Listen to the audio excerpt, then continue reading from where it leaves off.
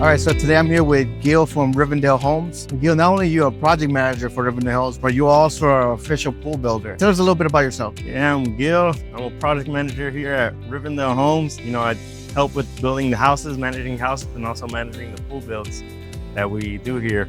So this is kind of in-house now, not instead of hiring a company outside. We're going to manage everything a little bit better ourselves. Yeah, and that kind of helps us as builders as well, have a little bit more control. The system also helps give our clients a better price overall. Yes, of course. Because we're not paying a third-party company to make your pool for you. You can have your own builder do it. So Yeah. We're here at Twin Oaks, and I noticed that you just added coping and tile to this. Basically, it's a big hole now covered in concrete. Tell us what state you're in, and also just want to give you a shout out because most times when I walk a pool, there's like trash in it, There's like water cans, soda cans, but this one actually looks pretty clean. So tell us a little bit about what you're doing here.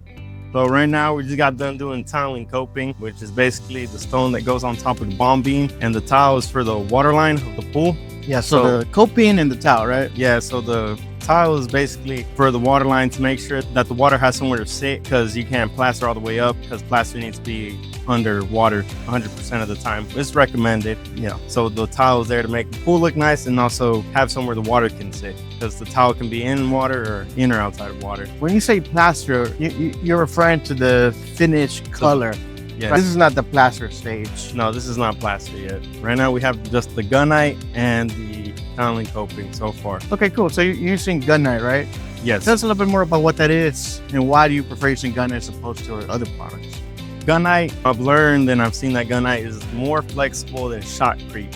So there's a difference between Gunite and shotcrete. Shotcrete is more of a concrete mix, like used in foundations. So it's already pre-mixed whenever you're pouring it. Gunite is mixed on site through the trucks that have the the river sand and have the cement, and it comes out of the truck dry, goes through a compressor, and then there's a hose that has a water hose on there and the compressor as well, where it's pushing out. So at the same time, the concrete is getting mixed and with the water, the sand and everything, and then it's just sprayed against the wall, kind of just like Play-Doh texture. It's real moist, but it also sticks a lot better.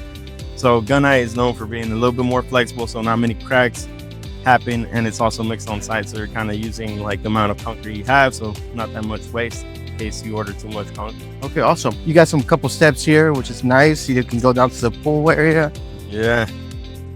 Okay, so one thing I'm noticing here, and this is very common among all pools, but you have pipes coming out the shell. What are they for? Tell us a little bit more about these. So the pool pipes basically consist of returns, so the water being returned to the pool from the drain that's being sucked into the equipment, which takes it back to the equipment, runs through the filter, chlorinator, salt system whenever you're running UVs, and then these returns push out the good water, and that's sucking in basically dirt water, helping the water have filtration. And then we also have pool lights in the pool, which are these pipes right here, tape them red.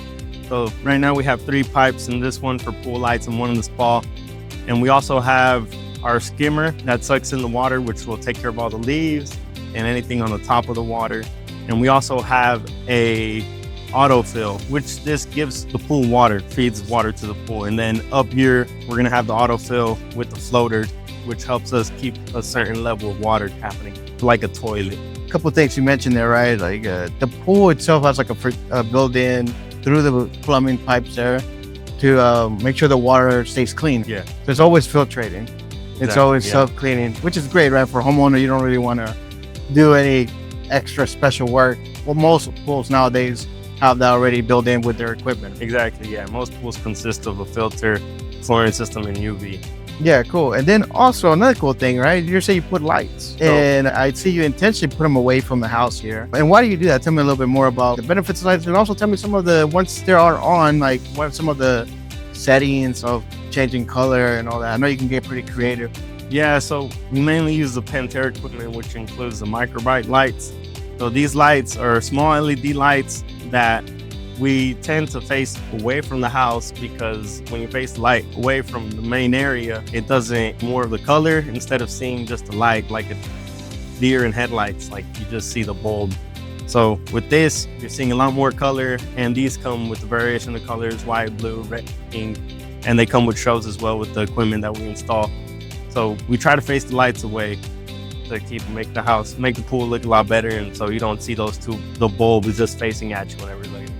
Also, man, this pool right here is kind of deep, dude. This is not very typical for an infill, but we have a look at this. The pool's pretty long, so we had space to run the pool from 3'6" to 5'6". So you could do some laps in here. Yeah, so we had enough slope to do it per code. So you have for every 3 feet, for every 1 foot of water that you drop, you do 3 feet of slope. So we were able to meet that slope here, and it's comfortable to walk. And also another feature that we have here is these other pipes, which these will suck in water fed to another pump, which then gives us a feature that's hidden in this wall. You can't see it really, but it's water shear, so it just gives a current of water, and it's a 6 foot, so it's pretty big. So it's like a little waterfall, basically. Yeah, it's like a little waterfall. You have these benches, so you can sit here in the corner in the deep end, and you can watch the waterfall, hang out here, and we also have the spa over there to hang out in. What do you do to help the custom home clients on selecting their tiles and selecting their coping? What's your process like that? So kind of getting a homeowner to select their material, I send them to stores that we already have, our vendors, and we let them select the coping color. So we kind of, they ask me for advice. I'll see what vibe they're trying to get out of the pool. Sometimes people are trying to get a country vibe, modern vibe, and then sometimes just a clean, normal vibe to match the house.